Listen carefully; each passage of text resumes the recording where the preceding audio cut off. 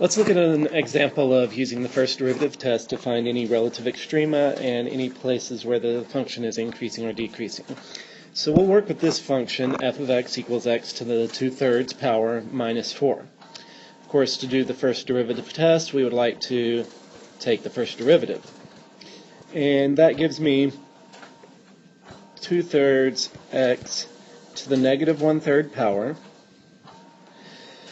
And the 4, of course, the derivative is 0, so I don't have to worry about that in the derivative. I am going to take this, and I'm going to rewrite it as 2 over 3 times the cube root of x. Okay, just rewriting the function. Now I want to find any places where this function is 0 or where this derivative is 0 or undefined. I can see that because the numerator is 2, there's no way to turn that fraction into 0, because to become 0, the numerator needs to be 0, and 2 cannot equal 0. However, I do see that if x equals 0, cube root of 0 is 0, 3 times 0 is 0, and at that point I will be dividing by 0.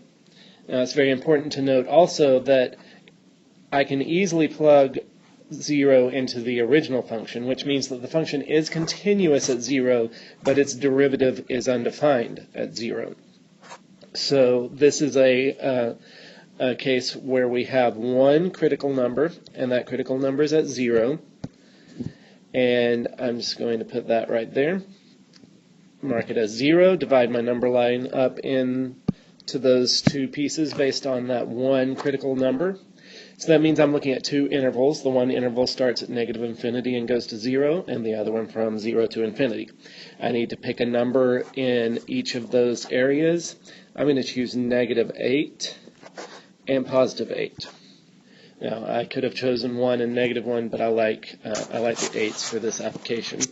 So I need to plug each of those values into the derivative. Alright, so I need to plug these values into the derivative, and so first of all, the cube root of negative 8, so I'm going to say 2 over 3 times the cube root of negative 8, that's 2 over 3 times negative 2, which is going to come out to negative 1/3 by the time I reduce the fraction. And so I see that in this interval, this function is always decreasing. And then I would plug in positive 8, and as you can see, that's going to give me positive 2 for the cube root, and we'll end up with positive 1/3. So f prime of 8 is going to be positive 1/3.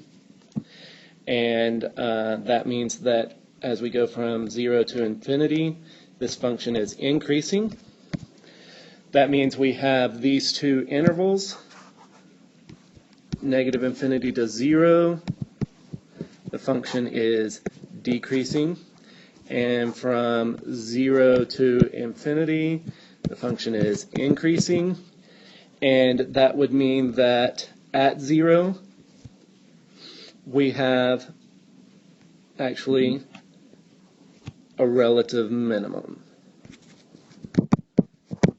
At 0, comma, negative 4, because if I plug that 0 into the original function, I get negative 4.